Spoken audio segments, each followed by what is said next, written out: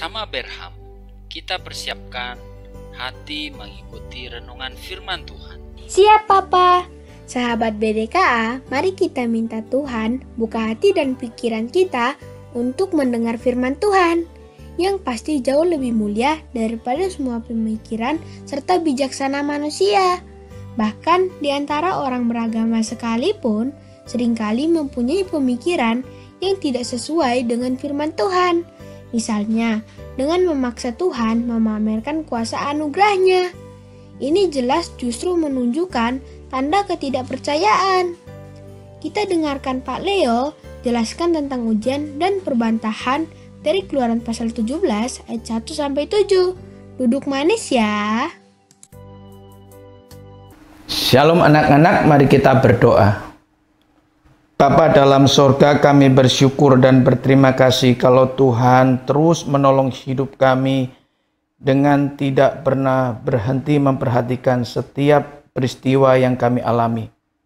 Tuhan, ampunilah kami kalau kami masih sering membuat hati Tuhan sedih, membuat hati Tuhan kecewa. Tolonglah Tuhan, melalui renungan yang akan kami pelajari, terus boleh memimpin kami, menuntun kami, untuk kami belajar, semakin belajar menyenangkan hati Tuhan. Terima kasih Tuhan, kami serahkan waktu yang akan kami lalui bersama dengan Tuhan. Dalam nama Tuhan Yesus kami berdoa. Amin.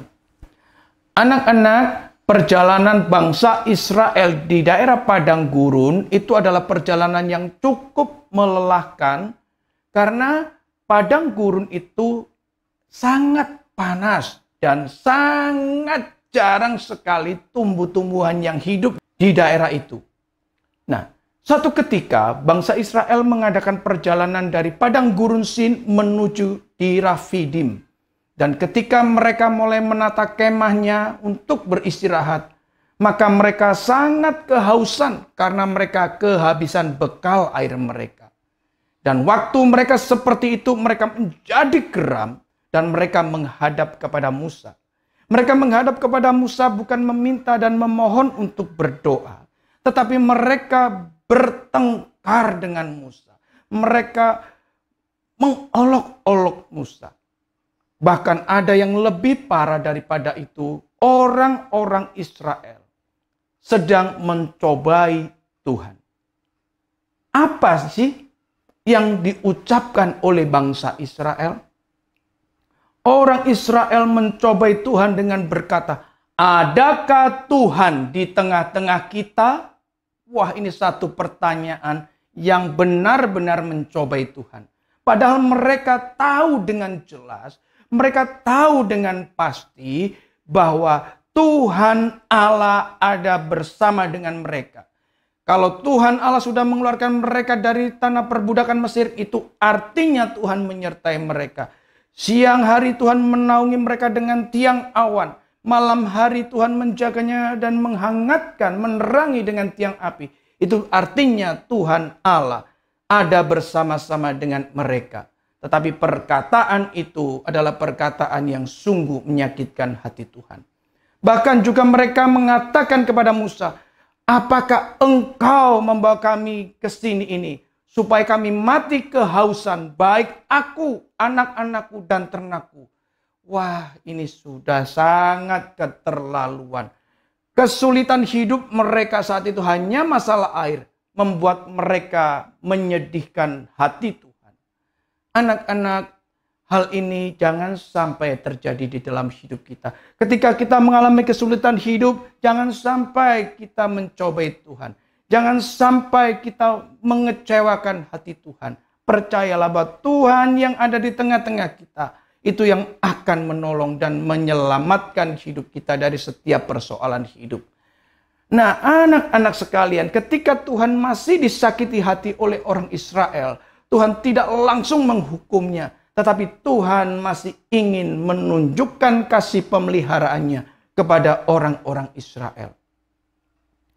Orang-orang Israel ketika seperti itu, maka Musa sebagai orang yang dipercayakan oleh Tuhan menjadi pemimpin orang Israel, diberitahukan bahwa Musa harus berjalan di depan bangsa Israel dan mengajak beberapa para tua-tua Israel atau pemimpin-pemimpin kelompok Israel untuk mereka berjalan bersama dengan Musa menuju ke tempat yaitu gunung batu yang ada di Horeb. Anak-anak sekalian, rasanya hal ini tidak masuk akal, tidak mungkin. Mana bisa gunung batu akan mengeluarkan air. Gunung batu ada tempat air yang luas, itu tidak mungkin. Tetapi Musa sebagai orang yang taat kepada Tuhan, menjalankan setiap perintah itu, Musa mengajak orang-orang perwakilan dari tua-tua Israel atau pemimpin-pemimpin kelompok Israel untuk bersama-sama Musa berjalan menuju ke gunung batu Horeb. Wah, bayangkan sudah kehausan, badan menjadi lelah, masih diajak harus berjalan naik ke gunung batu. Itu satu perjuangan yang berat. Apakah Musa tidak haus? Oh, tentunya Musa sama-sama hausnya. Tetapi Musa sekali lagi belajar taat. Dan ketika itu Tuhan mengatakan, aku akan berdiri di depanmu dan di depan orang-orang Israel itu. Untuk apa? Untuk menunjukkan kemuliaannya. Kemuliaannya itu kebesaran Tuhan yang sesungguhnya. Benar, maka Musa mengajak beberapa tua-tua Israel untuk naik ke gunung batu yang ada di Horeb. Ketika tiba di sana, maka yang ada hanyalah gunung batu yang besar dan tidak ada sedikit air pun. Tentunya orang-orang Israel yang ikut kepada Musa dalam hatinya, apa ya yang akan Tuhan perbuat? Di sini tidak ada air.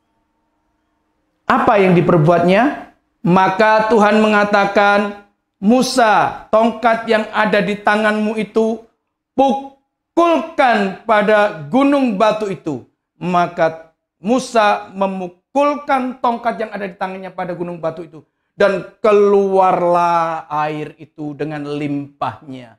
Maka orang-orang Israel melalui perwakilannya boleh melihat betapa luar biasanya kasih Tuhan itu memeliharakan umatnya dari gunung batu yang sebenarnya tidak mungkin mengeluarkan air. Karena di gunung batu itu tidak ada sumber. Tetapi Tuhan sang pemilik alam semesta bisa membuat mujizat yang luar biasa. Gunung batu dipukul dengan tongkat yang ada di tangan Musa, melimpahkan air.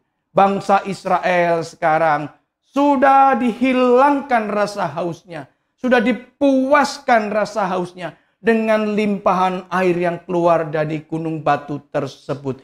Anak-anak sekalian, kita bersyukur juga bahwa Yesus pernah mengatakan, barang siapa haus, datanglah kepadaku.